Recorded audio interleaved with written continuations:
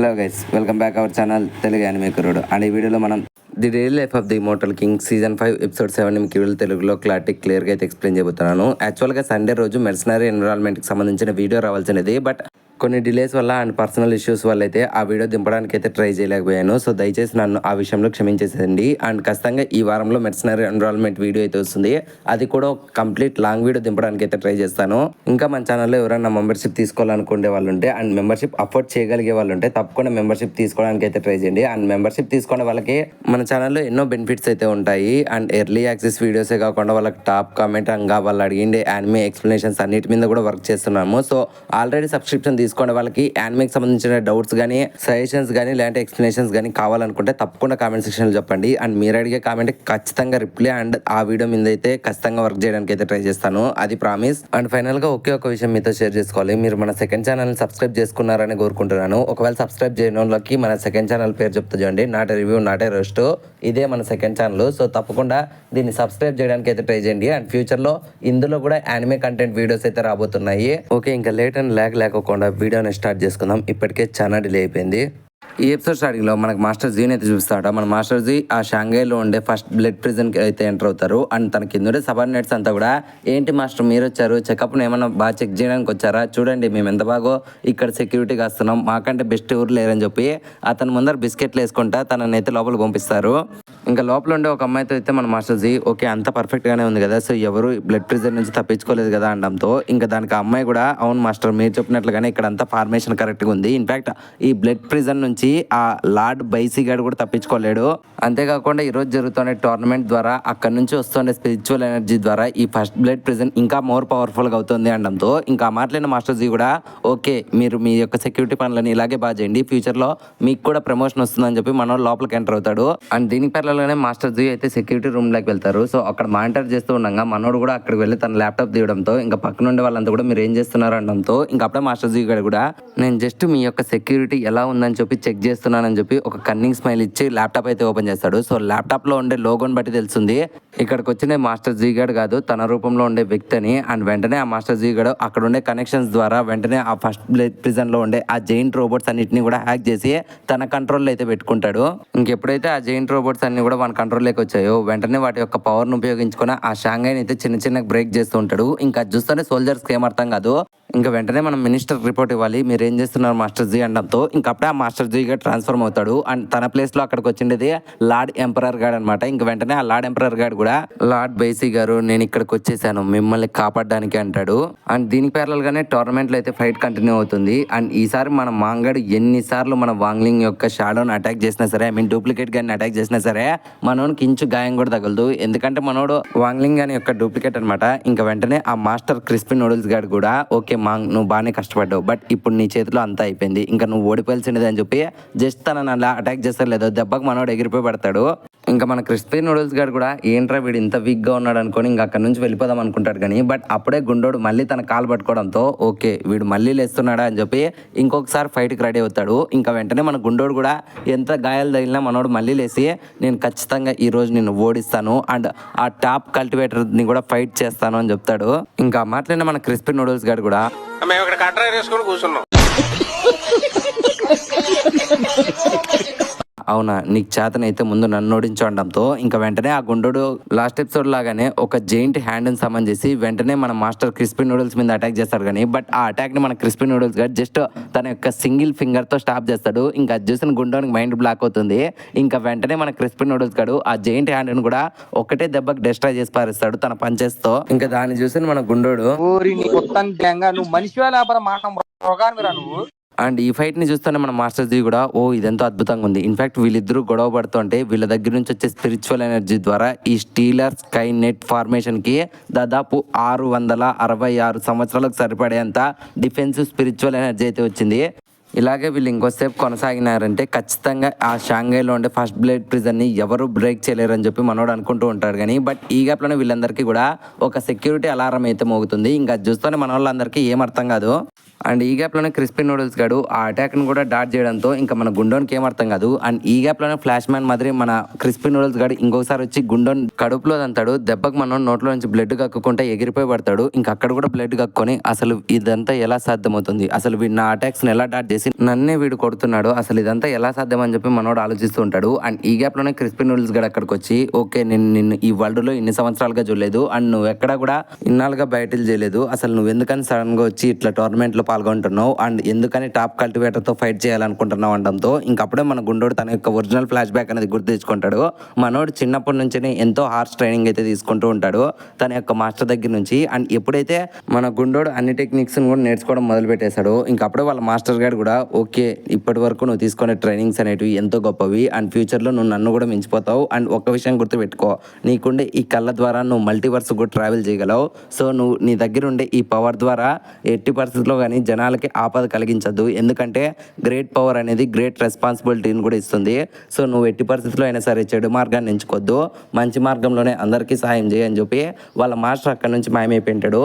ఇంకా మనోడు ఫస్ట్లో బాధపడినా సరే వాళ్ళ మాస్టర్ కోరిక మేరకు ప్రజలందరికీ కూడా ఏం అవసరం కావాలన్నా సరే చేసి పెట్టుకుంటా ముసలోళ్ళని రోడ్డు దాటించుకుంటూ ఉంటాడు. అండ్ ఫ్యూచర్లో ఎట్టి పరిస్థితులు అయినా సరే వేరే వాళ్ళ నుంచి ఈ షాంఘైకి ఇబ్బంది రాకూడదని చెప్పి మల్టీవర్స్కి ట్రావెల్ చేసి అక్కడ ఉండే మెయిన్ విలన్స్ అందరినీ కూడా లేపేస్తూ వచ్చింటాడు. సో అలాగే ఒక మెయిన్ విలన్ కానీ లేపేసి నుంచి సీజన్ 2లో మన డీమన్ కింగ్ గానికి ఇంకా మన వాంగ్లింగ్ గానికి అదే మన ఎర్త్కి జరిగిన బ్యాటిల్ అప్పుడు అక్కడికి వచ్చిన బ్యాటిల్ షిప్స్ అన్నింటినీ కూడా చూసి మనోడు సెన్స్ చేసి వెంటనే ఈ వరల్డ్ని కాపాడాలని చెప్పి మనోడు ఈ వరల్డ్లోకి అయితే వచ్చింటాడు. బట్ ఈ గ్యాప్లోనే మన వాంగ్లింగ్ గాడు ఎంత విధ్వంసం చేసేసాడు మీ అందరికీ తెలుసు కదా. సో ఆ విధంగానే మనోడు వచ్చిన పర్పస్ అనేది వేస్ట్ అయిపోతుంది. బట్ మనోడు ఎంతగానో సంతోషపడతాడు అండ్ టాప్ కల్టివేటర్ని చూద్దాం అనుకుంటాడు.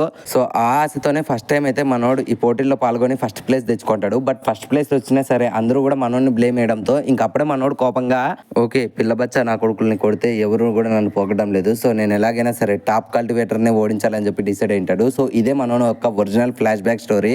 ఇంకా ఆ మాటలైనా మన క్రిస్పీ నూడిల్స్ గారు కూడా నీకు పిచ్చి పట్టింది, ఒక అబ్సెషన్ మాదిరి అందరికంటే నువ్వే గొప్పగా ఉండాలని కోరుకుంటున్నావు, అది ఎప్పటికీ జరగదు అండ్ నువ్వు టాప్ కల్టివేటర్ని ఎప్పటికీ ఓడించలేవంటాడు. ఇంకా మాట్లాడిన మన గుండోడు కూడా ఓకే అది నేను కూడా ఒప్పుకుంటాను, కానీ ఎట్టి పరిస్థితుల్లో అయినా సరే నేను ఒకటి కింద అయితే పనిచేయను, సో ఈ వరల్డ్లో ఉండే ఆ టాప్ కల్టివేటర్ని కూడా నేను ఓడిస్తానని చెప్పి వెంటనే మన క్రిస్పీ నూడిల్స్ గారి మీద అయితే అటాక్ చేస్తారు. కానీ బట్ ఈసారి కూడా మనోడు చేసిన అటాక్స్ అన్నింటినీ కూడా మన క్రిస్పీ నూడిల్స్ గారు డాట్ చేసి వెంటనే మన ఫేస్ని అయితే భూమికి పచ్చడి కింద కొట్టి పారదొప్పుతాడు. అండ్ దీనికి ప్యారల్గానే వాంగ్లింగ్ వాళ్ళ మదర్కి అయితే ప్రెగ్నెన్సీ పెయిన్స్ అయితే వస్తూ ఉంటాయి. ఇంకా వెంటనే తననైతే హాస్పిటల్కి తీసుకొని వెళ్తారు. సో ఎప్పుడైతే వాళ్ళ మదర్ని లోపలికి తీసుకొని వెళ్ళారో వెంటనే వాంగ్లింగ్ గారు తన ఫ్రెండ్స్ అంతా కూడా అక్కడ వెయిట్ చేస్తుంటారు. అండ్ ఈ గ్యాప్లోనే మన వాంగ్లింగ్ గారికి ఏదో సెన్స్ కావడంతో వెంటనే మనోడు బయటికి వెళ్తూ ఉంటాడు. ఇంకా అది చూస్తేనే సురాంగ్ పాప అసలు నువ్వు ఎక్కడికి వెళ్తున్నావు అనడంతో ఇంకా మనోడు కూడా నేను టాయిలెట్కి వెళ్ళొస్తాను అంటాడు. ఇంకా ఆ మాటలైనా చెంచవ్ గానికి గోవా గానికి మైండ్ బ్లాక్ అవుతుంది. అరే మీ అమ్మ ఎంత సీరియస్ సిచ్యువేషన్లో ఉందిరా, నువ్వు ఇక్కడ టెన్షన్ పడాల్సినది పోయి వాష్రూమ్ పోతావా, అసలు నీకు వాష్రూమ్ ఎలా వస్తుందిరా అని చెప్పి తనని తిడుతూ ఉంటారు. కానీ బట్ ఈ గ్యాప్లోనే మన గోవా గడు అరే చెంచవ్ తనని తిట్టదురా, మన ముందర టెన్షన్ పడితే మనం అంతా టెన్షన్ పడతామని చెప్పి వాడు బాత్రూమ్కి వెళ్ళి టెన్షన్ పడతాం అనుకుంటున్నాడులే. సో తను వచ్చేంత వరకు ఈ రూమ్ మనం కాపలాగా వద్దామని చెప్పి వీళ్ళిద్దరూ వాంగ్లింగ్ ప్లేస్లో అయితే మన చెంచవ్ గడు గోవా గడు అయితే ఆ రూమ్ కాపలాగా అయితే ఉంటారు. అండ్ దీనికి పేర్లగా మళ్ళీ మనకు బ్యాటిల్ అయితే చూపిస్తామంట. ఈసారి మన గుండోడు పూర్తిగా ఓడిపోయింటాడు. ఇంకా గుండోని ఓటం చూస్తేనే మన మినిస్టర్ చెన్గాడు అయితే చూసావా ఆ పిల్లగాడు గెలిచాడు అండ్ నువ్వేమంటావు లాడుతాండ్రు అనడంతో ఇంకా పక్కన చూస్తేనే లాడుతాండ్రు కానీ ఆ చిన్నపిల్లని ఎక్కడో చూసా అన్నట్లా ఆశ్చర్యంగా మనోడు చూస్తూ ఉంటాడు.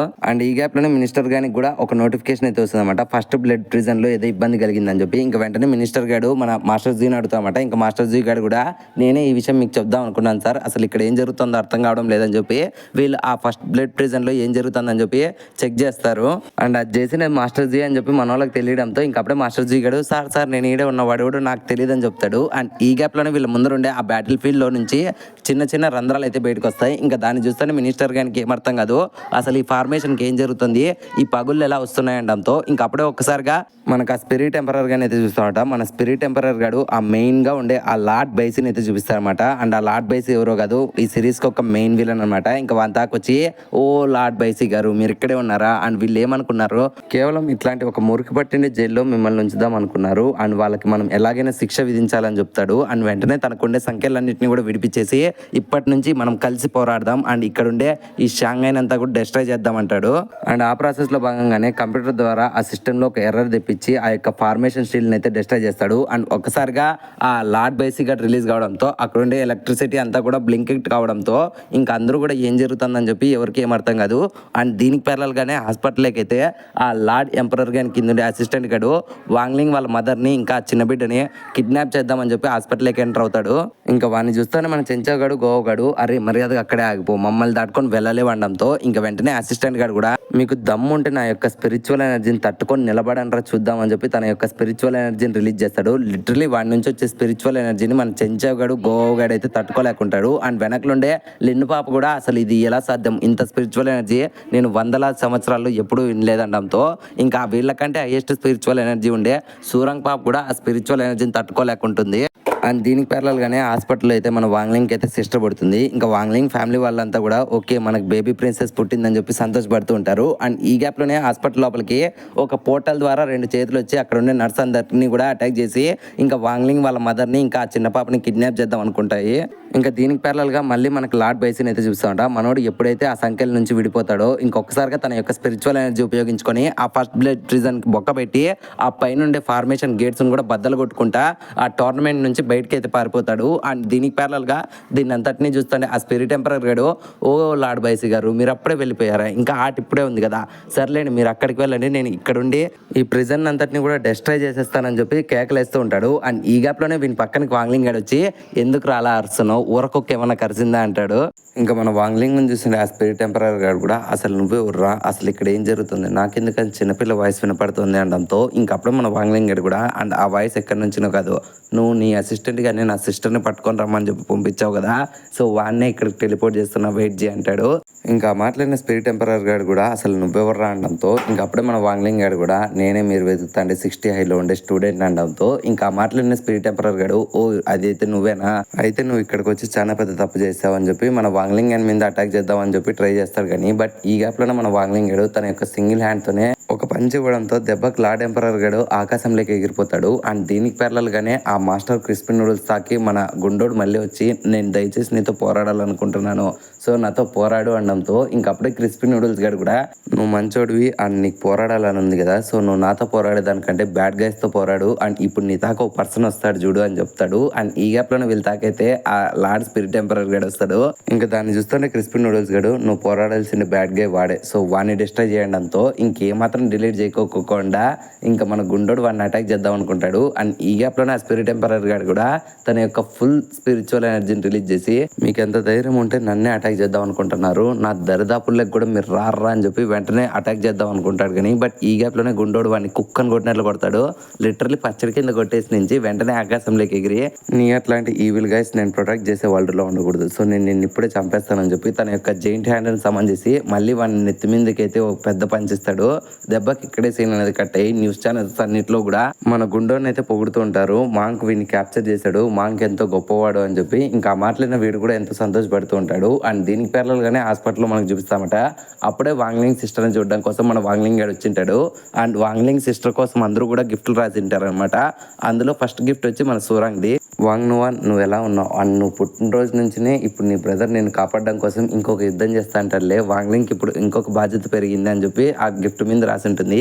అండ్ నెక్స్ట్ చెంచావ్ గారు రాసినది వచ్చి ఓకే వాంగ్ నీకు ఈ రోజు నుంచి 6570 రోజుల టైం మాత్రమే ఉంది అండ్ ఆ తర్వాత నువ్వు ఖచ్చితంగా నీ స్పిరిచువల్ ఎగ్జామినేషన్ కోసం ఖచ్చితంగా నువ్వు 60 ఐకి రావాలి, అక్కడ నేను నీ కోసం ఎదురు చూస్తుంటానని చెప్పి రాసింటాడు. అండ్ నెక్స్ట్ మన వాంగ్లింగ్ లెటర్ అనమాట.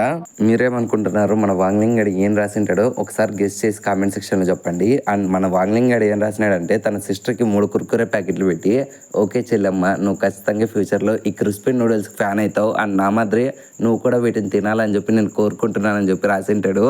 ఎవరురా నువ్వు ఇంత టాలెంటెడ్ ఉన్నావు, you are really a god gifted.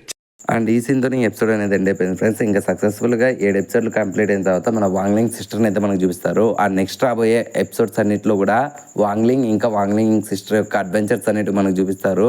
నేను రిమైనింగ్ 5 ఎపిసోడ్స్ని కూడా ఒక కంప్లీట్ లాంగ్ వీడియోలో చేద్దాం అనుకున్నాను. సో అది చేయాలో వద్దో తప్పకుండా కామెంట్ సెక్షన్లో చెప్పండి. థ్యాంక్స్, నమస్తే.